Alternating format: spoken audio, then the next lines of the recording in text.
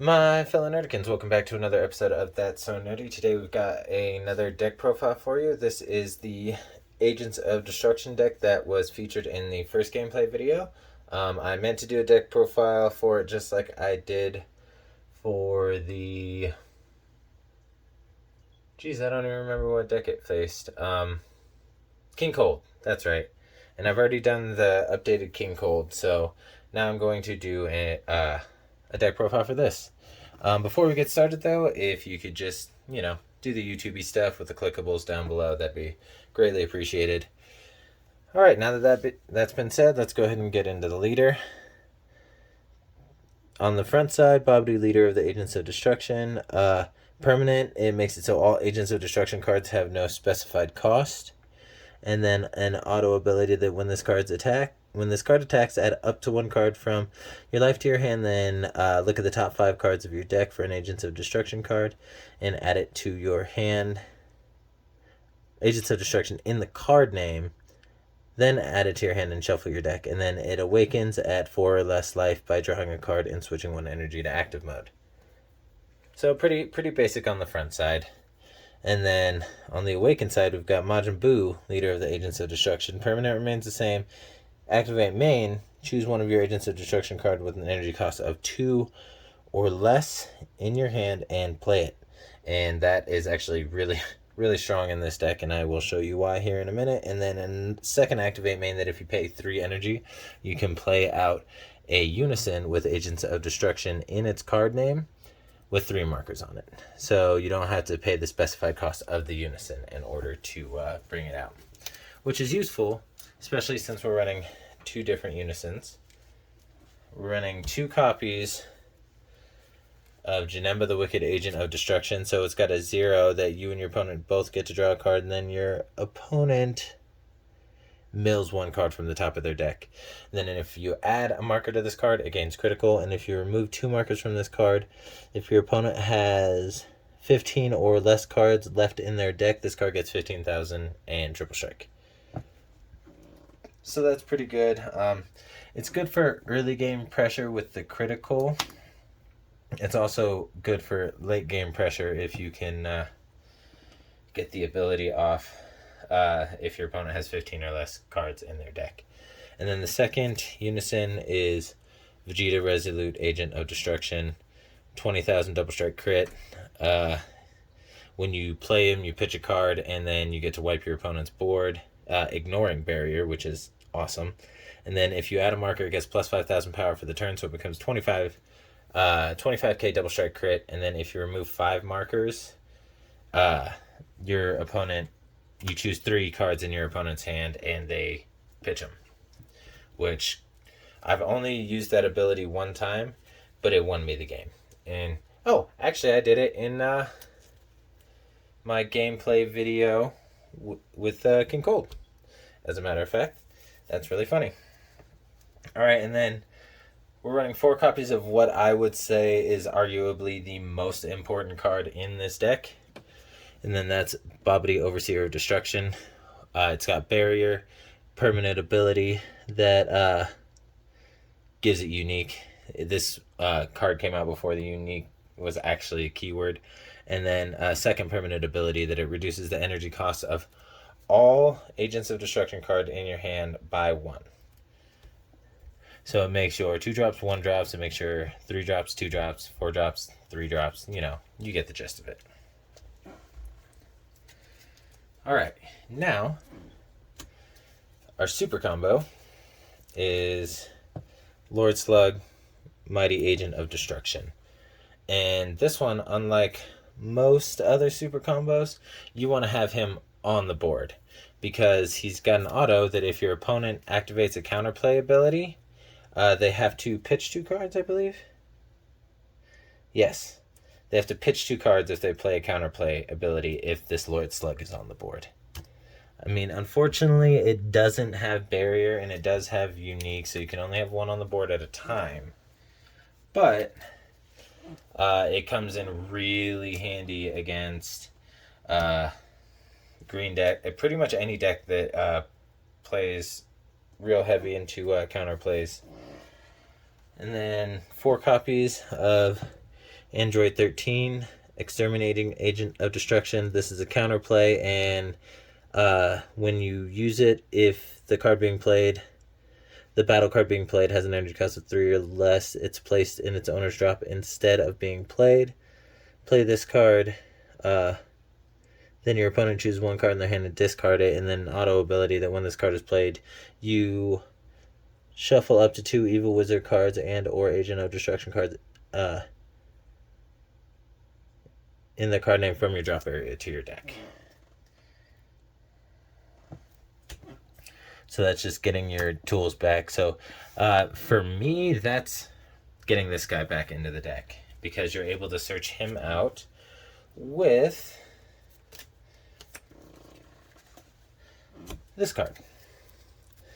Garlic Jr., Immortal Agent of Destruction. It's a counterattack, and when it's played, it negates the attack, and you play up to 1 Agent of Destruction card with an energy cost of 2 other than copies of this card from your deck. So you get to search out most of your deck, honestly, which is also a really good ability.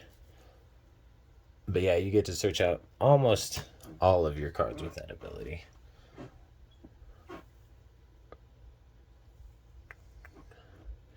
Looks like I'm getting a little high on the board. There we go. Now we can see everything. Alright, moving on to the next one. 4 copies of Turles, Chaotic Agent of Destruction. This one has the same ability as your leader. When it attacks, you get to search the top 5 of your deck for an Agents of Destruction card and add it to your hand. Really, really good ability. He does have unique, so you can only have one of them on the board at a time, but he also has barrier, so he is kind of a pain to deal with once he hits the board if you don't have anything that ignores barrier. And then we're running 4 copies of Hatchiak, Vengeful Agent of Destruction. To activate main, you pay an energy and pitch this card and play out the Bobbity from your deck. And then when this card is played, choose up to 1 of your opponent's battle cards with an energy cost of 4 or less, send it to its owner's warp, then place up to 3 battle cards from your opponent's drop area at the bottom of their deck in any order. So that's going to limit your opponent's like overwhelm abilities and things like that.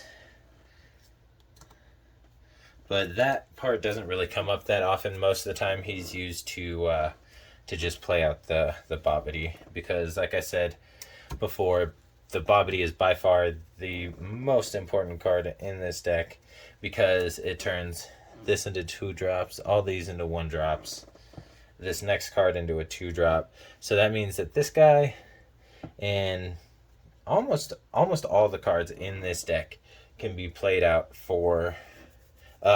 with the leader's ability. So once per turn, play 1 card out for free. But this one, Broly, Invincible Agent of Destruction. Activate main, pay 1 to discard this card from your hand, and then you add 1 Agent of Destruction card, 1 card with an Agent of Destruction in its card name from your drop area to your hand. And then an auto that when this card is played, choose up to 1 of your opponent's battle cards with an energy cost of 5 or less, KO. Then look at up to 3 cards from the top of your deck, add 1 card among them to your hand, then place the remaining cards in the drop area. So that's really nice, because you don't have to show your opponent what the card is. And actually, this is, I think, the only card in the entire one where you actually don't have to reveal the card that you pull or that you choose to add to your hand. Because with the leader on the front side, you have to show it because you have to prove it's an Agent of Destruction. Same with Turles' ability. And then also the same with like Garlic Jr. and the one or anything that searches out one of the Agents of Destruction. And then we're running 4 copies of Android 13, Agent of Destruction. It's got critical and an activate main that you pay 2 energy, choose up to 1 of your opponent's battle cards and KO it. Then your opponent chooses 1 card in their hand and places it in their drop area. So that's really powerful, because that gives you spot removal, obviously, and it's limiting the resources in your opponent's hand as well. So that's really, really good. Alright, next is only 3 copies of Bojack the Resonant Agent of Destruction. It's got Arrival, blue, yellow for 1 yellow energy, and then auto that when you play this card, choose up to one of your opponent's battle cards, switch it to rest mode, then place the top card of your opponent's deck in their drop area. So that's getting you closer to being able to use Janemba's ability. Now this is the only card in the deck that you actually can't play out with the leader's ability, because even with the reduced cost, he's still a 3 cost. Oh, sorry, didn't mean to bump the camera there. Alright, let's get into our extra cards. There are 4 copies of the Agents of Destruction Strike Back. And what this card does is it's got a permanent ability that it gains Agent of Destruction in all areas. And since it's a 1 cost, it actually becomes free with this. And you get to search out 2 Agents of Destruction from the top of your deck, as well as taking up to 1 life when you do it. And then you add those 2 to your hand. Anything that you don't add to your hand, you send to the bottom of your deck, right?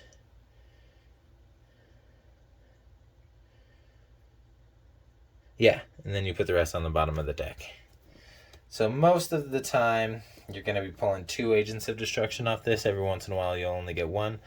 But it is very, very rarely that with that card you actually whiff, because everything in this deck, with the exception of the Bobbity, has Agents of Destruction. Alright, and then we're running 4 Protector of the People, just because it's one of the only real counters that go well with this leader, because while it is a black leader and you could use Power Burst, there's nothing really beneficial for Power Burst other than the sparking. So for those of you who don't know, Protector of the People, pay 1 energy, play it, and then you pitch a card from your hand, and then whenever your leader is attacked by a battle card, it gets an additional 5,000 power for the turn. So it just boosts your leader up. So if your opponent's coming in with a little weenie rush deck, a bunch of 15k swings, this is just going to make it so they either have to use their bodies on the board for combo power, or they're going to have to end their turn because they can't keep swinging in for no reason. And then we're running 2 copies of Max Power Kamehameha, just for some extra counters and a little bit of extra spot removal. Comes in handy every once in a while. Not all the time, but every once in a while. And the SCR we were running was Sin Shenron. Pretty much the only SCR that I have that will work in this deck. So, I mean, take that as you will. I wish I had the Broly Agents of Destruction SCR, but I don't have the shillings to fork out for it. So I just am stuck with what I pull, and Sin Shenron, while it doesn't really do anything other than tapping down the cards and giving you a strong blocker and a possible big swing, he's not really over the top overpowered or anything, especially in this deck.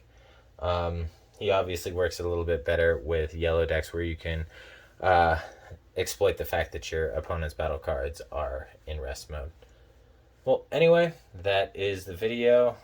Like I said in the beginning, if you like what you saw, go ahead and smash that like button, comment and subscribe. Let me know your thoughts. Any suggestions are always welcome. And stay nerdy.